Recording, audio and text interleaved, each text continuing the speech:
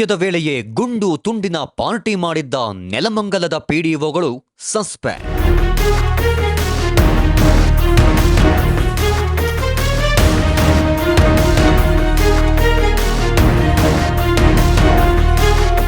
ನೆಲಮಂಗಲ ತಾಲೂಕಿನ ಪಂಚಾಯತ್ ಅಭಿವೃದ್ಧಿ ಅಧಿಕಾರಿಗಳು ಪಿಡಿಒಗಳು ಕರ್ತವ್ಯದ ವೇಳೆಯಲ್ಲೇ ಧಾರ್ಮಿಕ ಕ್ಷೇತ್ರದಲ್ಲಿ ಪಾರ್ಟಿ ನಡೆಸಿದ ಪ್ರಕರಣಕ್ಕೆ ಸರ್ಕಾರ ಕಠಿಣ ಕ್ರಮ ಕೈಗೊಂಡಿದೆ. ಸಾರ್ವಜನಿಕ ವಲಯದಲ್ಲಿ ಭಾರೀ ಚರ್ಚೆಗೆ ಗ್ರಾಸವಾಗಿದ್ದ ಈ ಘಟನೆಗೆ ಸಂಬಂಧಿಸಿದಂತೆ ಇದೀಗ 6 ಪಿಡಿಒಗಳನ್ನು ಅಮಾನತುಗೊಳಿಸಿ ಆದೇಶ ಹೊರಡಿಸಲಾಗಿದೆ.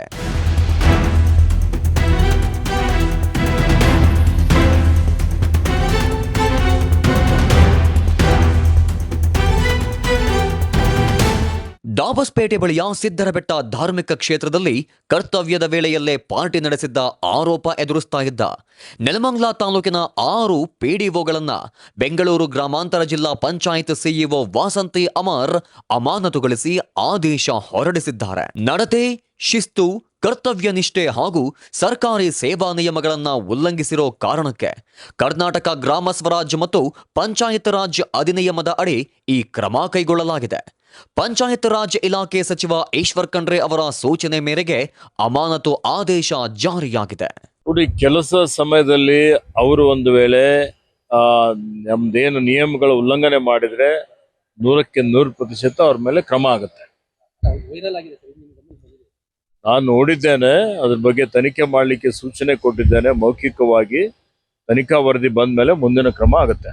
ಶಿವಗಂಗೆ ಗ್ರಾಮ ಪಂಚಾಯಿತಿಯ ಗಿರೀಶ್, ಆಗಳಕುಪ್ಪೆ ಗ್ರಾಮ ಪಂಚಾಯಿತಿಯ ಹರೀಶ್, ಗೊಲ್ಲಹಳ್ಳಿ ಗ್ರಾಮ ಪಂಚಾಯಿತಿಯ ಪ್ರಶಾಂತ್, ಮಣ್ಣೆ ಗ್ರಾಮ ಪಂಚಾಯಿತಿಯ ಚಿರಂಜೀವಿ, ಸೋಂಪುರ ಅಂದ್ರೆ ದಾಬಸ್ಪೇಟೆ ಗ್ರಾಮ ಪಂಚಾಯಿತಿಯ ಪಿಡಿಒ ರವಿಶಂಕರ್ ಹಾಗೂ ದೇವನಹಳ್ಳಿ ತಾಲೂಕು ಬೆಟ್ಟಕೋಟೆ ಗ್ರಾಮ ಪಂಚಾಯಿತಿಯ ದಿನೇಶ್ ಸೇರಿದಂತೆ 6 ಪಿಡಿಒಗಳು ಇದೀಗ ಅಮಾನತುಗೊಂಡಿದ್ದಾರೆ.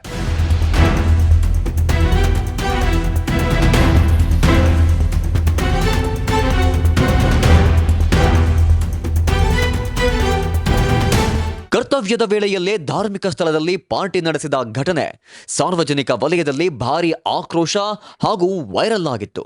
ಇದೀಗ ಸರ್ಕಾರ ಕಠಿಣ ಕ್ರಮ ಕೈಗೊಂಡಿರೋದು ಪಂಚಾಯತ್ ರಾಜ್ ಇಲಾಖೆಯಲ್ಲಿ ಮಹತ್ವದ ಬೆಳವಣಿಗೆಯಾಗಿದೆ. ಕರ್ತವ್ಯ ಲೋಪ ಹಾಗೂ ಶಿಸ್ತು ಉಲ್ಲಂಘನೆಗೆ ಸರ್ಕಾರ ಶೂನ್ಯ ಸಹಿಷ್ಣುತೆ ತೋರಿಸಿದ್ದು, ಮುಂದಿನ ದಿನಗಳಲ್ಲಿ ಇಂತಹ ಪ್ರಕರಣಗಳ ವಿರುದ್ಧವೂ ಇದೇ ರೀತಿಯ ಕಠಿಣ ಕ್ರಮ ಮುಂದುವರಿಯುವ ಸಾಧ್ಯತೆಯಿದೆ.